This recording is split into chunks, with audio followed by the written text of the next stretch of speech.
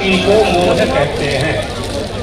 मेरे अपने मारे जाएंगे, युद्ध करने के लिए मैं खड़ा हुआ हूँ। युद्ध दुश्मन से होता है, अपनों से युद्ध नहीं होता है। और यहाँ सब अपने ही सामने खड़े हुए हैं युद्ध करने के लिए। अनिर्णय की स्थिति में अर्जुन पहुँच गए, अनिर्णय की स्थिति में आ गए। क्या करें हम, इन सब पर हम कैसे बाण चलाएंगे जिनका कभी वाणी से अपमान नहीं किया जा सकता है। उन सब के ऊपर मेरे गांडीव से बाण कैसे निकलेंगे। भीष्म पितामह सामने खड़े हुए हैं, सेनापति होकर तैयार होकर के खड़े हुए हैं, जिनकी अंगुली पकड़ कर के मैंने आंगन में चलना सीखा है। दुर्योधन है, मेरे भाई हैं, द्रोणाचार्य हैं, मेरे गुरु हैं, जिनके द्वारा बाण विद्या गांडीव का संधान करने की कला निपुणता मैंने प्राप्त की है। नाना प्रकार के विचार अर्जुन के मन में आने लगते हैं और जब शोक और मोह होता है तो ऐसा ही होता है प्रत्येक के साथ। शोक और मोह मन की तरंग है। हमारे शरीर में भी 6 तरंगें होती हैं। 2 तरंग मोह की, 2 तरंग मन की, 2 तरंग शरीर की और 2 तरंग प्राण की। सदा पिपासा प्राणस्य मनसः शोक मोह कौ जन्म मृत्यु शरीरस्य षड् स्वयं। परमात्मा के लक्षण में भी इसे सिद्ध किया जाता है। उर्मी माने होता है तरंग। समुद्र में वायु के प्रकोप से एक तरंग आती है, दूसरी जाती है, एक आती है, दूसरी जाती है। इसी तरह से प्राण की 2 तरंग है, क्षुधा और पिपासा। भूख और प्यास सभी को प्राप्त होती है, प्राप्त है। और शरीर की तरंग है जन्म और मृत्यु, पैदा होना और मृत्यु को प्राप्त करना, ये शरीर की तरंग है। तीसरी तरंग है मन की। मन में भी 2 तरंग हैं, शोक और मोह। अर्जुन के मन में मन की तरंग उद्वेलित हो रही है। अर्जुन के मन में संशय पैदा होने लगा है, युद्ध करूं कि न करूं।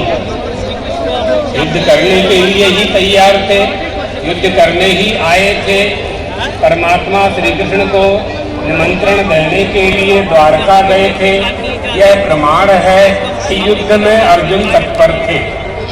लेकिन युद्ध के समय कुरुक्षेत्र में जैसे ही दोनों सेना के बीच में अपने आप को पाते हैं, परमात्मा श्री कृष्ण को कहते हैं, अर्जुन रथम स्थापय वेच्चतो।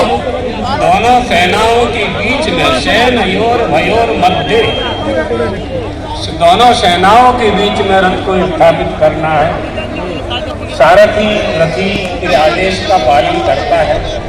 आप देखिए अर्जुन ने परमात्मा श्री कृष्ण को अपना सारथी बनाया। अर्जुन नर है, परमात्मा नारायण है। इसलिए इससे यह सिद्ध होता है कि अर्जुन में तो अज्ञान नहीं था। अर्जुन अपने ज्ञान को दृढ़ कर रहे थे या आत्मज्ञान प्राप्त करना चाहते थे। अगर अर्जुन में अज्ञान होता तो सारथी के रूप में परमात्मा श्री कृष्ण को न मानते। दोनों ही विकल्प परमात्मा ने रखे थे। एक तरफ मेरी नारायणी सेना है, दूसरे मैं अकेला हूँ और मैं युद्ध नहीं करूँगा। अर्जुन ने परमात्मा श्री कृष्ण का चुनाव किया। यहाँ उन्होंने अपनी बुद्धि का प्रयोग किया, अर्थात उनकी बुद्धि में परमात्मा श्री कृष्ण द्वारका में ही बैठ गए थे। युद्ध भूमि को देख करके उनके मन में वैराग्य आने लगा। वैराग्य मोह जनित था, मोह से उत्पन्न हुआ था। कहने लगे परमात्मा श्री कृष्ण से, हम युद्ध नहीं करेंगे। एतान न हन्तुमिच्छामि, मैं सबको नहीं मारना चाहता। क्या करूँगा? इन सबका वध करके मुझे क्या प्राप्त होगा?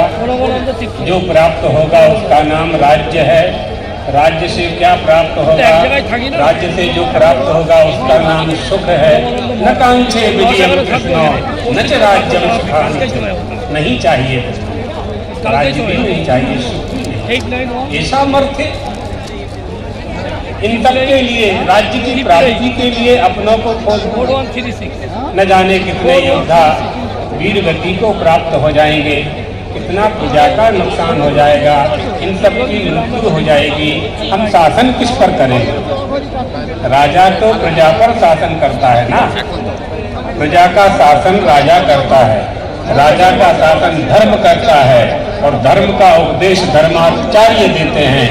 इसलिए हमारी राजनीति धर्म के अनुसार होनी चाहिए, धर्मानुसार होनी चाहिए। राजनीति में धर्म होता है क्योंकि नीति शब्द धर्म का ही पर्याय है। यत्र योगेश्वरः कृष्णो यत्र पार्थो धनुर्धरः तत्र श्री विजयोर्भूतिर् ध्रुवा नीतिर्मतिर्मम। ध्रुवा नीति माने अव्यभिचारिणी नीति, यही धर्म है। इसलिए राजा राज्य को धर्मानुसार संचालित करे, इसी का नाम राजनीति है। नीति माने धर्म। जो राजा अपने देश को, प्रदेश को नीति के अनुसार संचालित करे वह राजा राजनीति कर रहा है, ये मानना। इस तरह से विषाद युक्त हो जाते हैं अर्जुन और कहते हैं कि हम युद्ध नहीं करेंगे। स्वजन बधार विमुख हो रहे हैं, अपने ही जनों के साथ, परिवार के साथ, गुरुओं के साथ हम युद्ध नहीं कर सकते। तब भगवान ने अर्जुन को गीतोपदेश दिया, गीता का उपदेश दिया और गीता का उपदेश दे करके कुमतिम आहरत, अर्जुन के मन में जो मोह हो रहा था, जो उनकी मति चंचल हो रही थी, वो सन्मार्ग को छोड़ करके अलग युद्ध का त्याग करना चाहते थे। भगवान ने गीतोपदेश के द्वारा उन्हें अपने कर्तव्य का ज्ञान कराया। अर्जुन, तुम क्षत्रिय हो, क्षत्रिय का कर्तव्य क्या है? शौर्यम तेजो धृतिर्दाक्ष्यम युद्धे चाप्य पलायनम दानमीश्वर भावश्च छात्रम कर्म स्वभावजम। क्षत्रिय का कर्म, क्षत्रिय का धर्म है शूरता, वीरता, अधर्म का नाश करना क्षत्रिय का धर्म है। तुम क्षत्रिय हो, युद्ध भूमि में आकर तुम्हें इस तरह से नहीं कहना चाहिए। भगवान ने जो गीतोपदेश दिया उससे अर्जुन का इदम शांत हो गया, इदम शांत हो गया। दो है ना, एक इदम और एक अहम। जब इदम शांत हो गया, इदम और अहम की जब मिलावट हो जाती है, इदम और अहम की जब मिलावट हो जाती है तब संशय पैदा होता है, तब मोह पैदा होता है, तब सद्विकार पैदा होते हैं। जब इदम शांत हो गया तो केवल अहम बचा, तो अहम में अहम की तो कोई मिलावट हो नहीं सकती। दूध में दूध क्या मिलेगा? दूध में पानी की मिलावट होगी, दूध में तो दूध मिला नहीं सकते आप। तो इदम और अहम ये दोनों मिले थे, संशय निवृत्ति करा दी परमात्मा ने। ये श्रवण का लक्षण है, श्रवणे न संशयम। गीतोपदेश से संशय नष्ट हुआ, केवल अहम बचा, बस केवल अहम।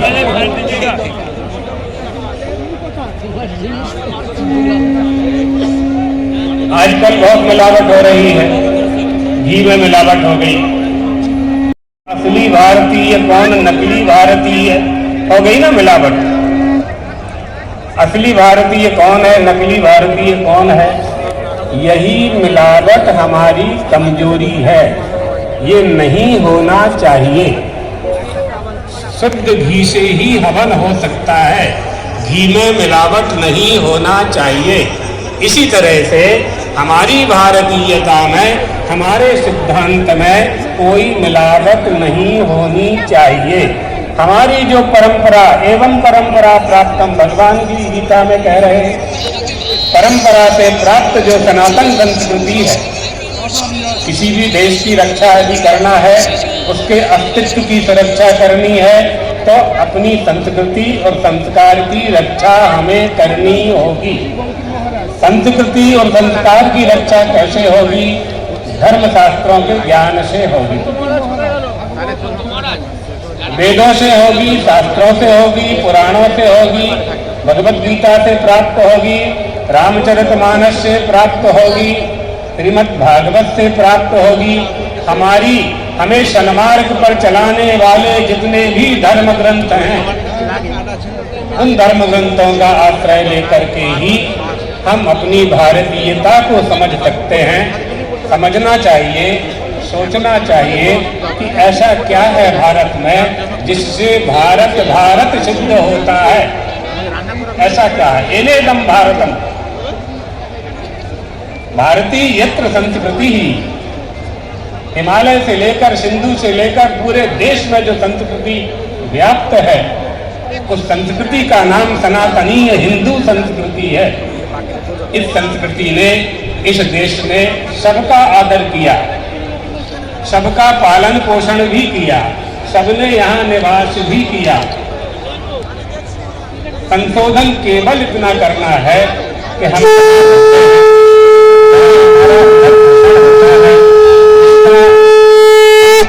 भोजन जल प्रसाद ग्रहण करते हैं, उसके प्रति हमें कृतज्ञ होना चाहिए। ये भारतीय संस्कृति है और यह संस्कृति हमें एनाश्चो पितरो याता, येन याता पिता महा, हमारे पिता उनके पिता वहाँ से चली आ रही है।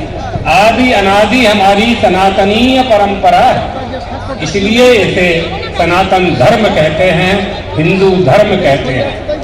श्रुति स्मृति सदाचारः सत्य च प्रियमात्मनः एतत् चतुर्विधं प्राहु साक्षात् धर्मस्य लक्षणम्। श्रुति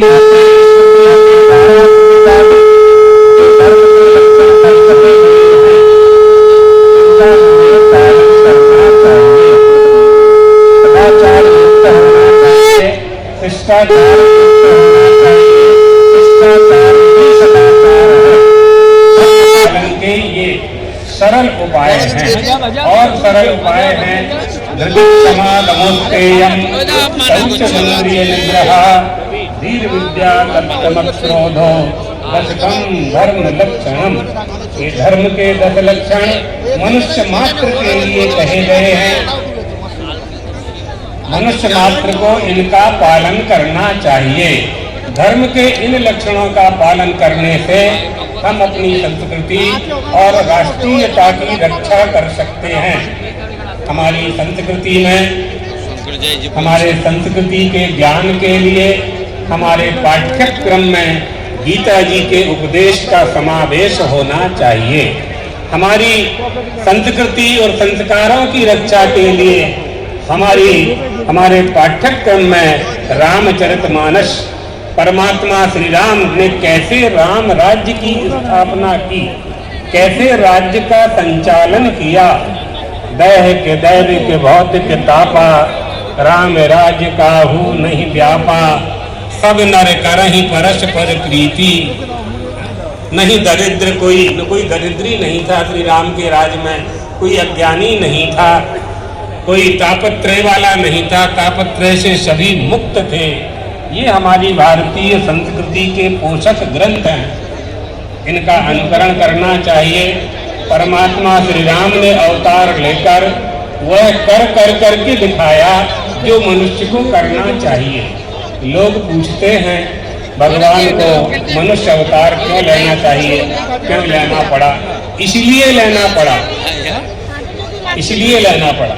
परमात्मा श्री कृष्ण ने अवतार लिया, परमात्मा श्री राम ने अवतार लिया, इन सब ने अवतार लेकर और वह करके दिखाया जो मनुष्य को करना चाहिए। क्योंकि मनुष्य होकर के आए थे तो मनुष्यों के लिए ही करना था, तो उन्होंने मानव लीला ही की। यही स्वीकार करके हमारे 24 अवतार, हमारे 10 अवतार, हमारी 10 महाविद्या, हमारी 9 दुर्गा, इनकी आराधना से हम वह शक्ति प्राप्त करते हैं जिस शक्ति को प्राप्त करने के लिए यह मानव शरीर हमें प्राप्त हुआ है। अगर हमने इसे प्राप्त नहीं किया तो हमारा जीवन व्यर्थ हो जाएगा और फिर हम परमात्मा के सामने प्रार्थना करेंगे, फिर हमें मनुष्य का शरीर नहीं प्राप्त होगा। अत्रापि भारतम श्रेष्ठम, ये भारत देश है, इसमें जन्म लेने के लिए देवता भी प्रार्थना करते हैं। अहो अमीशां किंकारी शोभनम, न जाने इन मनुष्यों ने कौन सा सत्कर्म किया कि इनको पृथ्वी लोक में, मृत्यु लोक में, जम्बू द्वीप में, भारतवर्ष में, भरतखंड में जन्म लेने का अवसर प्रदान किया परमात्मा ने। ये हमारे पुण्यों का फल है। हमें मनुष्य का शरीर प्राप्त हुआ, अच्छे माता पिता मिल गए, धर्म ग्रंथों की प्राप्ति हो गई, सदगुरु की प्राप्ति हो गई। पश्चिम बंगाल महात्माओं का श्रेष्ठ, कलकत्ता श्रेष्ठ स्थान रहा है, तपस्वियों का स्थान है। बड़े बड़े विद्वानों ने यहाँ अवतार लिया है, तपस्या की है। श्री रामकृष्ण परमहंस जैसे अवतार यहाँ हुए हैं, जिन्होंने अलौकिक शक्तियां प्राप्त करके देश को दिशाबोध प्रदान किया है। हमारे सदगुरुदेव भगवान जगत गुरु शंकराचार्य पीठद्वयाधीश्वर भी ने भी 1950 में इसी नगर में दंड संन्यास की दीक्षा प्राप्त की। इसलिए हम सब उनके जो शिष्य हैं उनके लिए यह भूमि प्रणम्य है, नमस्कार के योग्य है। ये गौरव हम उन्हीं गुरु की परंपरा में हैं जिन्होंने यहाँ कलकत्ता में ब्रह्मानंद सरस्वती जी महाराज जो ज्योतिर्मठ के आचार्य थे, उनके द्वारा दंड संन्यास ग्रहण किया। स्वतंत्रता संग्राम में उन्होंने भाग लिया और देश को आजाद कराने में अहम भूमिका का निर्वहन किया। हमारे देश में, हमारी इस भारत भूमि ने ऐसे अनेक अलौकिक महापुरुषों को अवतरित किया है। इसलिए हमारी यह भूमि महापुरुषों की भूमि है। इस भूमि में जन्म लेकर मनुष्य का शरीर पाकर, प्राणी तो बहुत हैं, 84 लाख शरीर हैं, 84 लाख शरीर हैं। सारी सृष्टि परमात्मा ने की, सारी सृष्टि परमात्मा ने की है। उसमें मनुष्य की रचना उत्तमोत्तम श्रेष्ठ है।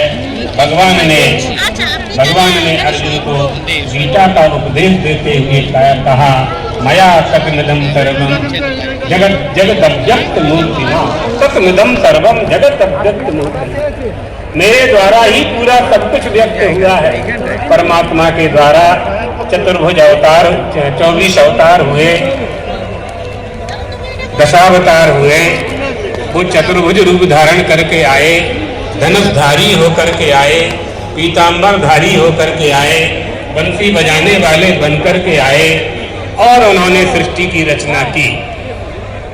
ब्रह्म परमात्मा नित्य शुद्ध बुद्ध मुक्त स्वभाव परमात्मा, उससे अवतार, अवतार से व्यक्त हुई है सृष्टि।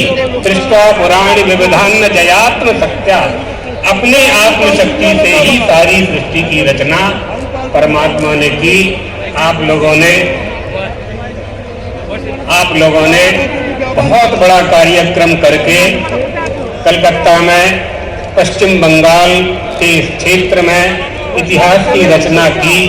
जिन जिन लोगों ने इसमें सहयोग किया, ये सब यजमान और कार्यकर्ता, संत महंत बैठे हुए हैं। सबने होना यह चाहिए, हमारे संदेश यह प्राप्त करना चाहिए कि हमारे जीवन के प्रत्येक क्षेत्र में धर्म का प्रवेश होना चाहिए। हमारी देह के प्रत्येक अंग से धर्म का पालन होना चाहिए। यही हमारी उपलब्धि है। प्रत्येक वस्तु फलवान होती है, तो मनुष्य होने का फल भी हमें जानना चाहिए और उसे प्राप्त करना चाहिए। भारतीय संस्कृति की रक्षा के लिए जिस समिति ने इस आयोजन को किया, भारत संघ सेवा आश्रम पश्चिम बंगाल के सभी संत महंत, एक व्यक्ति का काम नहीं है, यह मिलकर के ही समष्टिगत उत्थान करना होता है। और राष्ट्र का उत्थान करना है तो संगठन बना करके ही करना होता है। हिंदुओं को विभाजित करने के बहुत प्रयास हो रहे हैं। सुरक्षा करने की, चिंतन करने की, समझने की आवश्यकता है। हम एक हैं, एक हो जाएं तो कोई भी शक्ति हमारे ऊपर शासन नहीं कर सकती। इसलिए हमें पहले आत्मानुशासन चाहिए, अपना शासन चाहिए, अपना अनुशासन चाहिए, तब हम पूरे देश को अनुशासित कर सकते हैं। राज्य धर्मणि धर्मिष्ठा पापे पापा समय समा। एक बात और समझ लीजिए कि हमारे देश का राजा धर्मात्मा होता है तो प्रजा भी धर्मात्मा होती है। हमारा पिता सदाचारी होता है तो पुत्र भी सदाचारी होता है। हमारा गुरु संत होता है, उसका शिष्य भी संत होता है। इसलिए हमारे देश के राजा को धार्मिक होना चाहिए तो प्रजा में अपने आप धर्म प्रवेश करता है। बहुत अच्छा लगा आप लोगों के बीच में आकर के भगवान द्वारकाधीश और चंद्रमौलीश्वर और भगवत पादाद्य शंकराचार्य से आप सबके अभ्युत्थान की कामना करते हुए आयोजकों को, श्रोताओं को, दर्शकों को, छोटे से लेकर के बड़े प्रशासन को, शासन प्रशासन सबको शुभाशीर्वाद देते हुए अपनी वाणी को यहीं विश्राम देते हैं।